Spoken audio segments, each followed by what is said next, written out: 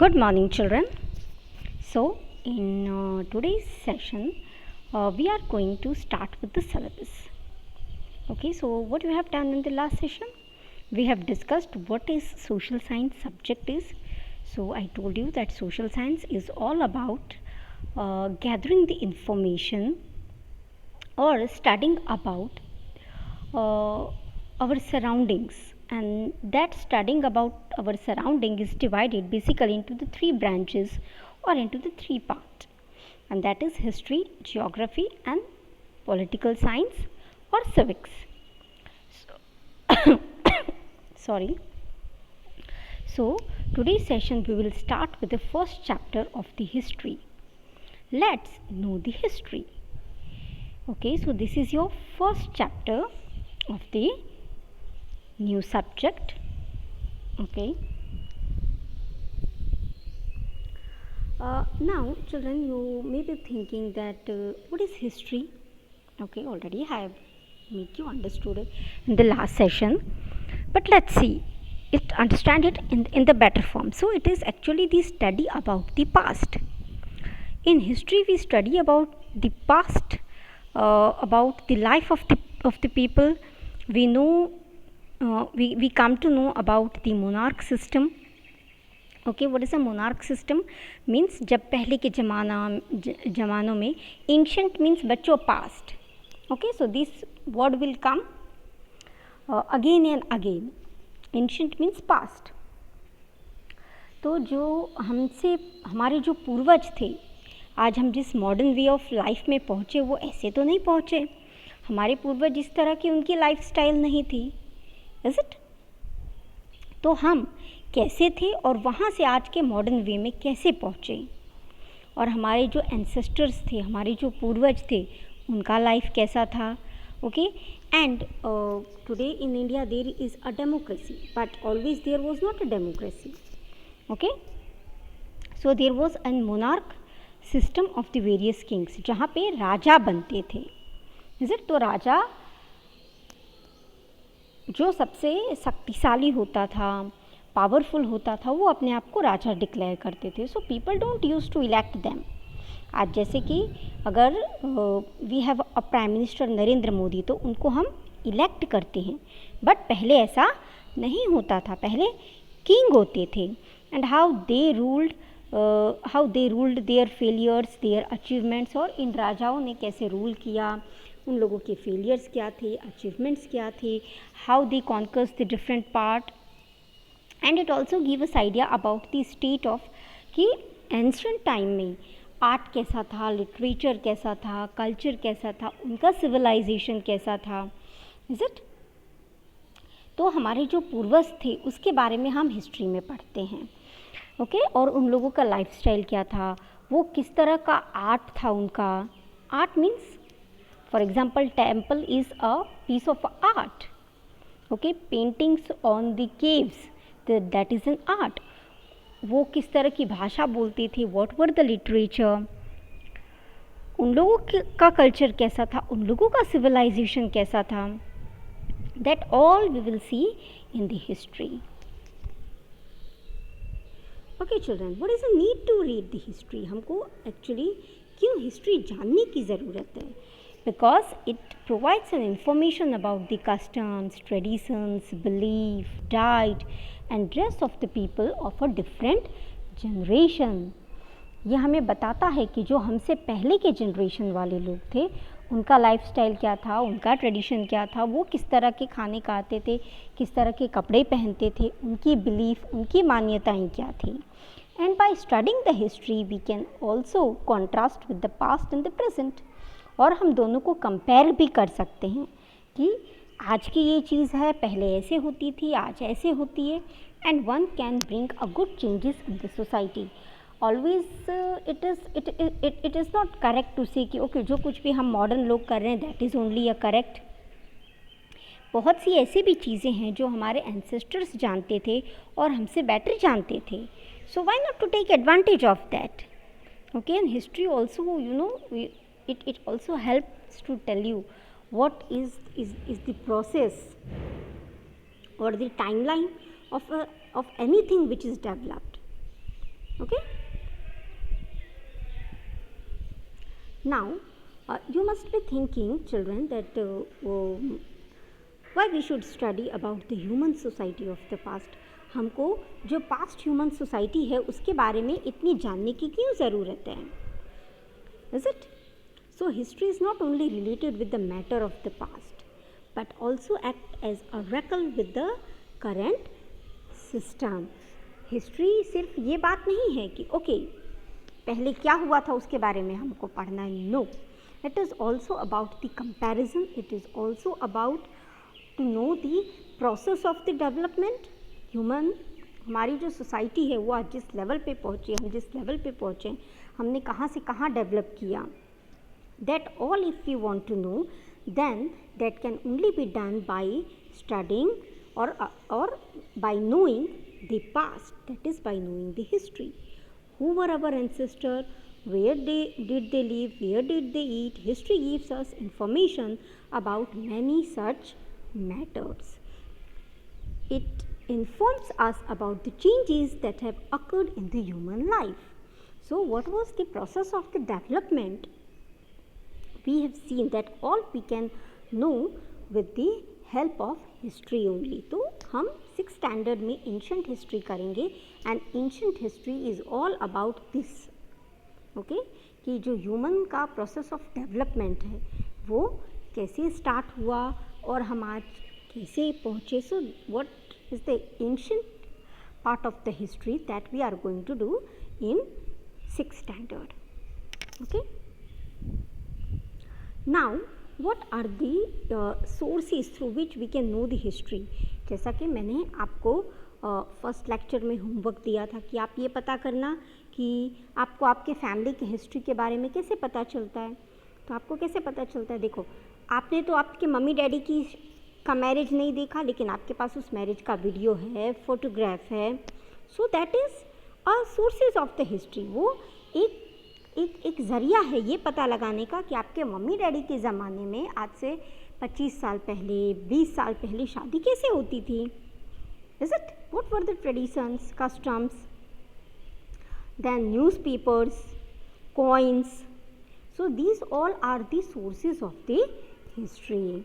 Now a Chintan, a boy like you, reads a newspaper. A 4,000 years old city has been discovered in Kutch. And he was surprised. How can we know that this city is 4,000 years old? Who might have built it and how? What was the diet of the people there? What type of the clothes they must have been wearing? How can we know history? Is it? तो आपके जैसा ही 6th standard में पढ़ने वाला एक बच्चा है जिसका नाम क्या है? चिंतन. उसने न्यूज़पेपर में पढ़ा कि कच्छ में एक 4,000 ईयर ओल्ड सिटी मिली है. तो वो बहुत ही सरप्राइज होता है और वो ये जानना चाहते हैं कि कैसे पता चला कि वो सिटी 4,000 ईयर ओल्ड है. तो बच्चों एक सिस्टम है, ओके, एक वे है फाइंड आउट करने का. That is called the carbon dating 14 system. C14 dating system उसको बोलते हैं. इसके थ्रू हमें कोई भी पुरानी चीज़ें मिलती है, either that is a tool, vessel, ये वो जब हमको पुरानी चीज़ें जब मिलती है तो वो कितना पुराना है वो जानने के लिए this carbon 14 dating system is use to find out how old something is. Okay, तो उससे पता चला कि सिटी कितनी साल पुरानी है? 4,000 साल पुरानी. अभी हम कौन से ईयर में हैं? That is in 2021. But that is an, this is an AD. Okay, and we are talking about the BC. वो भी मैं आपको समझाऊंगी आगे आने वाले लेक्चर्स में कि AD BC क्या होता है. ओके, और उस ज़माने के बारे में हमको कैसे पता चलेगा तब के लोग क्या खाते थे, क्या पीते थे, किस तरह के कपड़े पहनते थे. Okay, so let find out this कि हम हमारे जो एंसेस्टर्स है, हमारी जो हिस्ट्री है, हमारा जो पास्ट है, उसके बारे में हम कैसे जानते हैं. ऐसी कौन सी चीज़ें हैं जिससे ये पता चलता है. So let's find out. Yeah the first thing which is known as a source of a history और through which we can know about the past is the talpatras and the bhojpatras. देखो बच्चों, जो पाम का लीव होता है, palm is a tree, उसके जो leaves होते हैं उसको हम टाडपत्रा बोलते हैं। और जो बर्च एक ट्री का नाम है जो हिमालयन माउंटेन्स पे होते हैं, उसको उसकी छाल होती है, उस पेड़ का जो छाल होता है वो बहुत मोटा होता है, तो उसको भी एंशिएंट टाइम में उसके ऊपर भी लिखा जाता था। So tadpatras and bhojpatras are actually a part of a tree, one is a leaf and one is a bark of a tree, जिसके ऊपर पुराने ज़माने में ये लोग लिखते थे। हमारे पूर्वज किस में लिखते थे? उनके पास पेपर्स नहीं थे आज की तरह, तो वो किस पे लिखते थे? लीव्स पे, और जो पेड़ की छाल होती है, बार्क होता है, उस पे। Okay, you can see here, यहाँ पे सॉरी या सो यहाँ पे लीफ भी है और बार्क भी है, और इस तरह का आपने ये रेक्टेंगुलर देख रखा है, वो लीव्स हैं, उसके ऊपर देखो लिखा हुआ है। But can we understand the language? Can you read this language? No, because this is not the language which we are speaking today. Okay, so in ancient time man used the palm leaves and the birch bark for writing what we called as a manuscript today. और इस तरह की जो पुरानी write-ups हैं जो palm leaves में हैं या बर्च बार्क में है, उनको हम क्या बोलते हैं?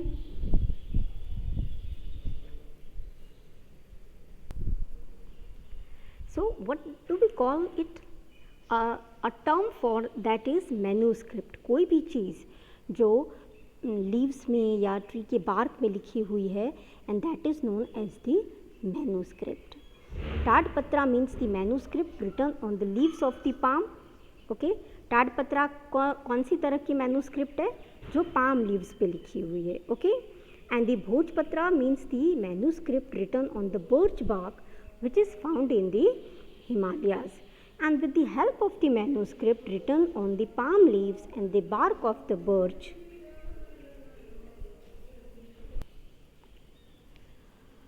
so with the help of the manuscript written on the palm leaves and the bark of the birch, we get information about their language and lifestyle. और इस तरह के मैन्यूस्क्रिप्ट में what people used to write it? People used to see, king used to write their achievements, their failures, their lifestyles, their customs, their traditions, and also we come to know about their language. हमको ये भी पता चलता है कि उस समय people किस तरह की लैंग्वेज का यूज़ करते थे, कौन सी तरह के लैंग्वेज का यूज़ करते थे. Many such manuscripts have been found, और इस तरह की बहुत सारी मैन्यूस्क्रिप्ट्स मिले हैं.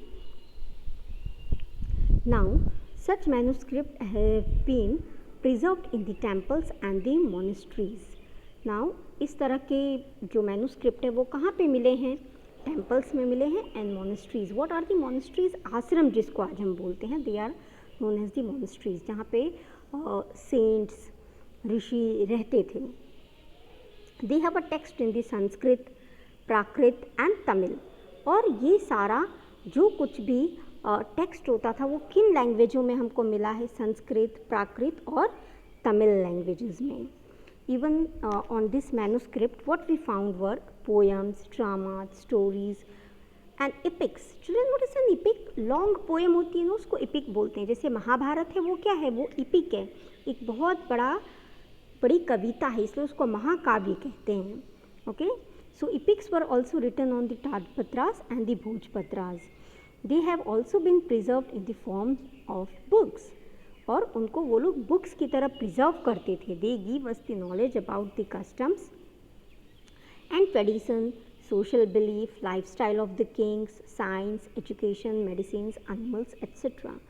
तो ऐसा नहीं है कि हम लोग ही आज के ज़माने में मेडिसिन और पढ़ाई करते हैं, एजुकेशन है, साइंस है, तब भी ये सारी चीज़ें थी. And from where we get all this knowledge? We get all this knowledge from the manuscript. Okay, now the another source. एक सोर्स क्या है बच्चों? मैन्यूस्क्रिप्ट. ओके, अभी हम दूसरा सोर्स देखेंगे. सो ये जो जिस लैंग्वेज में लिखी हुई है manuscript, that is known as the Pandu manuscript. Okay, and you can see here the another picture. वो जो रोल किया हुआ है that is an bhojpatra. Okay, ये क्या है बच्चों? ये ट्री का बाक है. So this one is a birch bark. वो जो हिमालय पे ट्री मिलती है बर्च बार्क, ये बर्च बार्क है जिसको फिर सुखाते हैं रेक्टेंगुलर, उसको ड्राई करते बाद में उसको रेक्टेंगुलर शेप देते हैं, then they use to write on that. Okay. Now the another is the inscription. What is inscription? जैसे पत्थरों पे आपने जूनागढ़ में देखा होगा एक अशोक शिला है, means that is a big stone जिसके ऊपर अशोक के प्रिंसिपल्स लिखे हुए, किंग एम्परर अशोका के प्रिंसिपल्स लिखे हुए. सो दैट इज़ एन इंस्क्रिप्शन. पत्थर में या मेटल पीस पे स्क्रिबल करके लिखते हैं, उसको खुरेद के लिखते हैं, that is known as the inscription. Article which are carved on the metal and the stone are called the inscription, and it was made to inform about their kingdom, victory, religion and the culture. और ये क्यों किए जाते थे, inscriptions क्यों लिखे जाते थे? राजा के बारे में बताने के लिए, उन्होंने कहीं जीत हासिल की हो, उसकी विक्ट्री के बारे में, उनके वो कुछ प्रोपगेट करना चाहते हो पीपल को, मीन्स कोई संदेश देना चाहते हो, वो किस तरह के प्रिंसिपल्स फॉलो करते हैं, and the principles about the various religion, culture, these all are get embedded in the inscriptions. Okay. तो यहाँ आप पिक्चर में भी देख सकते हो बच्चों कि देखो ये किस तरह का आर्ट है, that is on the stone. Okay, and this is also on the stone. This is a Ashok Shila which you can find in Junagadh. ये आप जूनागढ़ में देख सकते हो. ठीक है. Okay, so article which are carved on the metal and stone are called the stone inscription. ऐसी चीज़ें जो स्टोन पे स्क्रिबल करके लिखते हैं, they are known as the stone inscription. We can know about the history from the stone inscription. Many time inscription were done on the metal also. कितनी बार जो ये जो inscriptions हैं वो metal पे भी किए जाते थे. Okay, not only on the stones. King used to converse with the people by carving his orders and commands on these rocks. और किंग होता था क्योंकि वो दूर दूर जगह पे नहीं जा सकते थे, तो वो क्या करते थे, अपने ऑर्डर्स होते थे वो ऐसे ही स्टोन्स पे या मेटल प्लेट पे कार्विंग करवाते थे. ये जो हम खुरेद के लिखते हैं ना, that is called carving in English. Many Kings and the queen have inscribed information about their kingdom, victories, religion and culture on these stones. और बहुत सारे ऐसे राजा हैं, क्वींस हैं, जिन लोगों ने अपने किंगडम की इंफॉर्मेशन, विक्ट्रीज, उनके ज़माने में कौन से रिलीजन, कल्चर, ये सारे स्टोन्स पे स्क्राइब करवाए हैं. Stone inscription of the Ashoka are very famous and the scriptions written on these are the long lasting. इसमें लिखने का क्या फ़ायदा होता था, जैसे आप लीव्स पे लिखोगे तो उसको चींटी या कुछ चीज़ें खा सकती, वो टाइम के साथ ख़राब होते हैं, ड्राई होते हैं, पानी में भीग जाते हैं. Okay, they decompose. But stone या मेटल प्लेट पे लिखने से वो ख़राब नहीं हो सकता है, इसलिए इस पे लिखते हैं, they are long lasting. Okay, so that is all for today's session. More about the different sources we will discuss in the next session. I hope you all have enjoyed this session. Okay, इसके अलावा भी बच्चों अगर आप लोगों को कुछ नहीं समझ में आया हो, somewhere you find that I am going fast, or you are finding difficult to understand something, then you can absolutely message me on my personal number. You can comment here in the YouTube. Okay, if you like it, then like my video, do share and subscribe. That's all. Good day and goodbye, children.